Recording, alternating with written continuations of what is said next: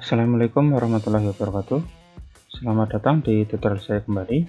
Pada video tutorial kali ini akan saya jelaskan cara penggunaan aplikasi transkrip versi 2018, dimana di versi 2018 ini aplikasi transkrip ini bisa dipakai untuk KTSP dan K13. Jadi bagi yang sekolah yang masih menggunakan KTSP, nanti bisa digunakan lagi pada saat menggunakan kurikulum 2013 atau K13. Oke, silakan diikuti untuk tutorial aplikasinya. Klik subscribe untuk mendapatkan update video dari saya. Silakan klik tombol subscribe. Terima kasih. Oke, langsung saja. Ini aplikasinya adalah dalam bentuk Excel dan ukurannya ini adalah 1,7 MB atau 1700 KB. Nah, kita buka saja langsung, kita double klik. Nah, sebelum menggunakan aplikasi ini pastikan makronya diaktifkan dengan cara klik enable content. Ini ya, di atas klik enable. Nah, nanti disuruh masukkan password. Silakan masuk passwordnya secara default itu bismillah huruf kecil semua, double L.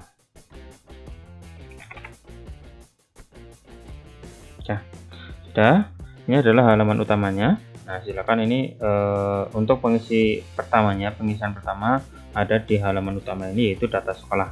Silakan sesuaikan dengan data sekolah Bapak Ibu semuanya. Untuk nama sekolah ini tidak bisa diganti. Kalau misalkan memang mau menggunakan aplikasi ini, silakan hubungi saja nomor di bawah video ini ya. Sudah saya cantumkan nomor kontak saya dan nanti bisa dihubungi, dan untuk menggunakan aplikasi ini silakan langsung hubungi saya saja. Nah, untuk penggunaannya yang pertama silakan diisi data sekolahnya lengkap, mulai dari alamat sekolah, kecamatan, kode pos, kabupaten, provinsi, nama kepala sekolah, tanggalnya menggunakan format tanggal ya. Jadi mulai dari bulan, tanggal, bulan, sama tahun. Terus tahun pelajaran, program studi, paket kalian, dan nama rombelnya.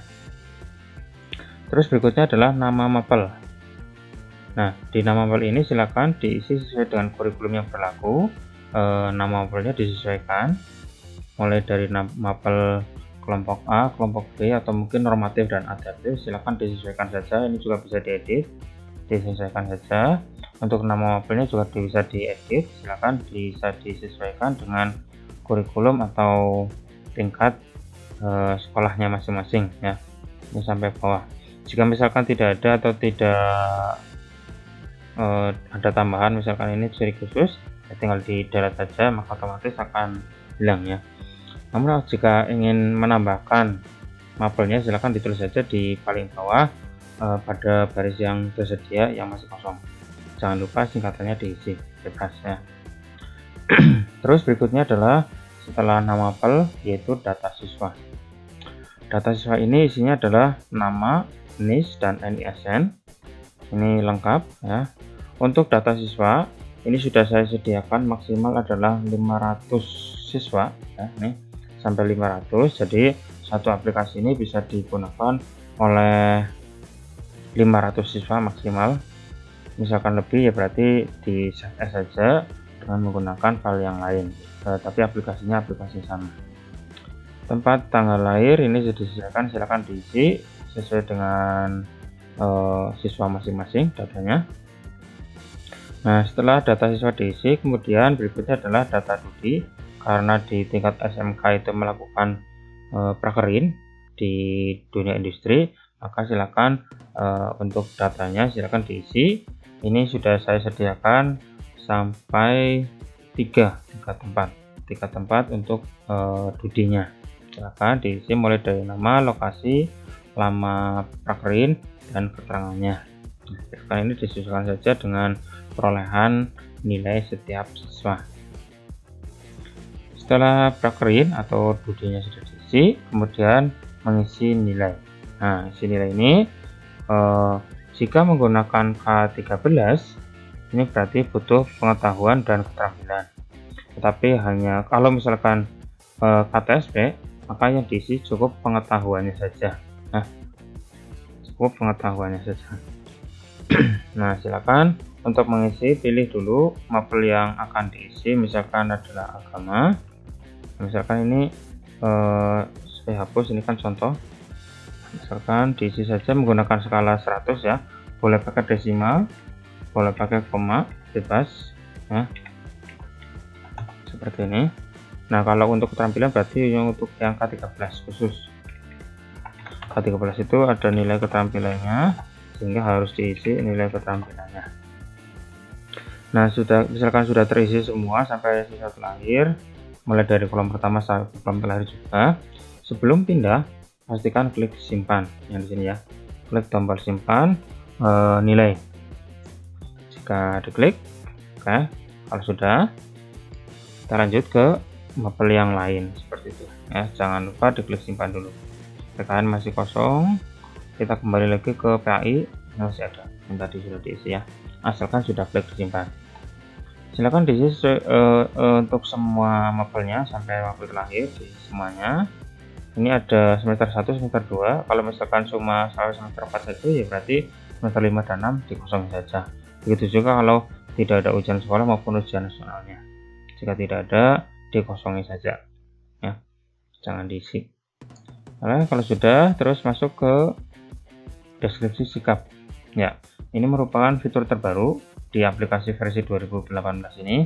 Jadi saya sediakan lembar atau halaman untuk menuliskan deskripsi sikap baik spiritual maupun sosial semua semester dari semester 1 sampai semester 6. Silakan ditulis, disesuaikan sesuai dengan rapot yang sudah diterima oleh siswa, mulai dari sosial semester 1, sosial dan spiritual semester 2, dan seterusnya sampai semester 6. Diisi semua untuk semua siswa. Nah, kalau sudah, di sampingnya ada cetak transkrip ya.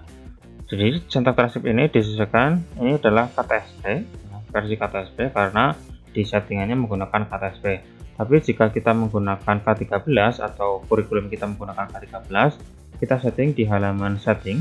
Nah, di halaman setting itu ada kurikulum yang dipakai. Nah, silakan ini disesuaikan saja K13 maupun KTSP.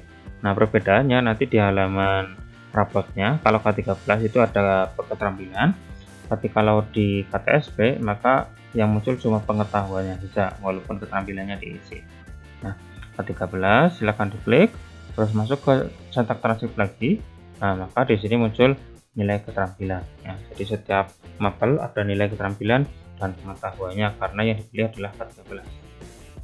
Nah, ini tinggal disesuaikan saja. Ini kalau sudah diisi maka otomatis nilainya juga sudah ada ya.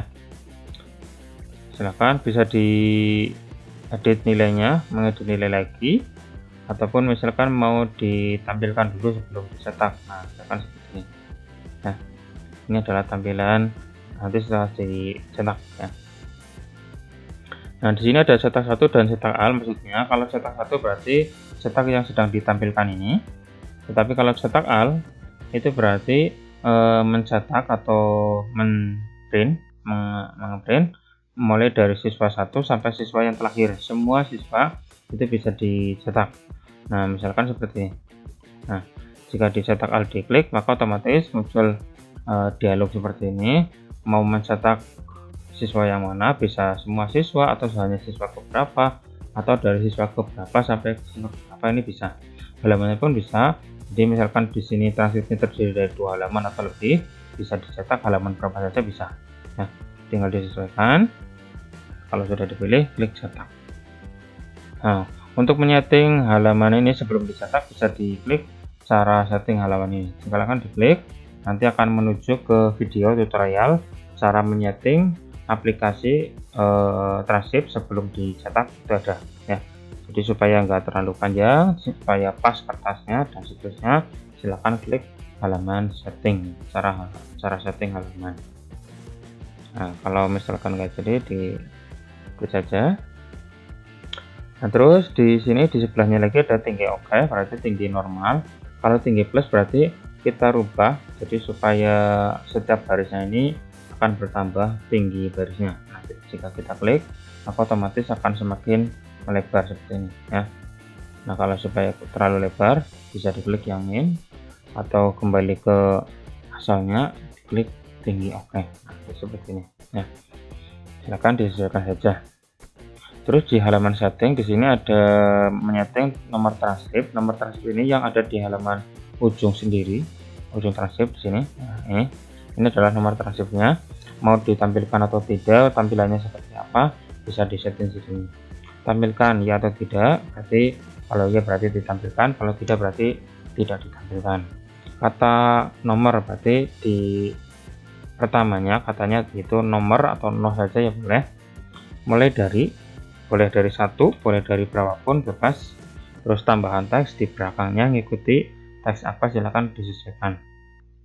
Terus di bawahnya lagi ada jumlah digit di belakang koma. Jadi di halaman transkrip ini ada 1 digit di belakang koma. Ini bisa disetting 2, 3, ataupun malah nggak ada, bisa juga di situ disetting. Nah, misalkan di setting 2 angka, maka otomatis di halaman transkrip juga akan menyesuaikan, yaitu 2 angka di belakang koma ya. Tinggal disesuaikan saja, mau 2 atau mau 1, ataupun mau dinolkan juga bisa. Nah, dinolkan bisa, nanti di halaman transkripnya otomatis komanya hilang semuanya seperti itu ya. Biasanya sih 1 atau 2. Terus di sampingnya itu adalah mapel produktif. Jadi di untuk K13 yang versi revisi itu di halaman ini transkripnya ada kelompok C, ini nanti mau ditampilkan atau tidak ya. Tapi kalau di K13 yang lama atau kata spread cukup mungkin produktif saja, tapi kelompok C nya nggak ada. Berarti kalau kelompok C nya nggak ada tinggal di teh saja, tidak. Tapi kalau mau tampilkan ya silakan, mau diganti tulisannya katanya seperti apa silakan, ini bisa diganti.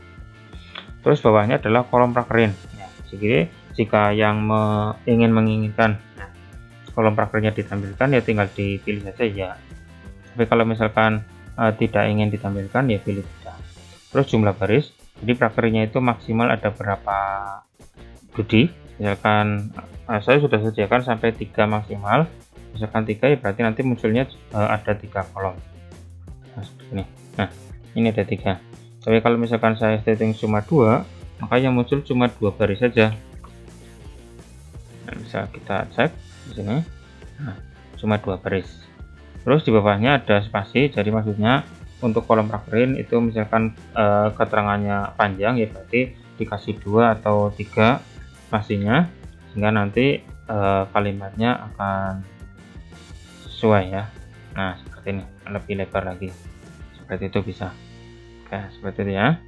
Terus ini adalah K13 atau kata aspek pemilihan kurikulum. Terus bawahnya adalah halaman deskripsi. Nah, jadi di halaman deskripsi seperti ini. Nah, ini adalah halaman deskripsi. Ini untuk tinggi barisnya mau disesuaikan bisa di sini di halaman ini. Misalkan diganti 40, misalkan supaya nggak terlalu lebar, bisa juga. Nah, nanti mengecil. Atau mungkin kurang kecil lagi bisa menjadi 30 misalkan, bisa seperti itu. Nah, kecil lagi. Boleh ya, boleh disetting, terserah.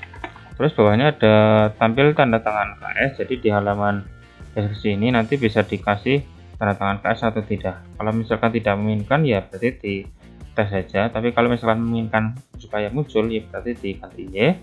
Maka jika masuk ke sini nanti ada istilahnya tanda tangan ya, tanda tangan kepala sekolah seperti ini. Nah, seperti ini ya. Oke, terus lanjut ke menyusun aplikasi. Nah, misalkan ada Bapak Ibu yang masih penasaran atau masih bingung, silahkan bisa dihubungi nomor saya di 085214596325. Itu adalah nomor WA. Silahkan bisa kirim SMS, telepon atau WA saya, silahkan inbox saja. Namun bisa juga barangkali ada Bapak Ibu yang menginginkan aplikasi dipakai di sekolah Bapak Ibu, silakan saja pesan aplikasinya ke saya dengan menghubungi nomor yang ini ya, sama saja. Silakan inbox saja untuk pemesanan aplikasi. Untuk tutorialnya silakan bisa diklik di sini, tutorial aplikasi, mulai dari cara setting print sebelum setup, merubah format tanggal. Barangkali ada beberapa masalah yang pernah dialami, sudah saya sediakan tutorialnya lengkap ya, tinggal diklik saja nanti menuju ke video tutorial dari saya. Terus kalau sudah, di paling belakang ini adalah khusus saya pemakai penyusun. Ini nggak usah diapakan, biarkan saja. Nah seperti itu ya. Nah silakan, barangkali ada yang masih bingung bisa ditulis saja di kolom komentar di bawah ini. Nah misalkan menginginkan untuk menggunakan aplikasi ini, silakan langsung kirim SMS atau WA saja ke nomor saya yang ada di bawah video deskripsi video ini. Oke, cukup sekian dari saya. Jangan lupa like and subscribe, dan bagikan, share ke teman-teman yang lain di Facebook, di Instagram, atau di yang lain, supaya nanti ada teman-teman yang lagi membutuhkan bisa tahu. Nah, oke, cukup sekian dari saya. Semoga bermanfaat. Wassalamualaikum warahmatullahi wabarakatuh.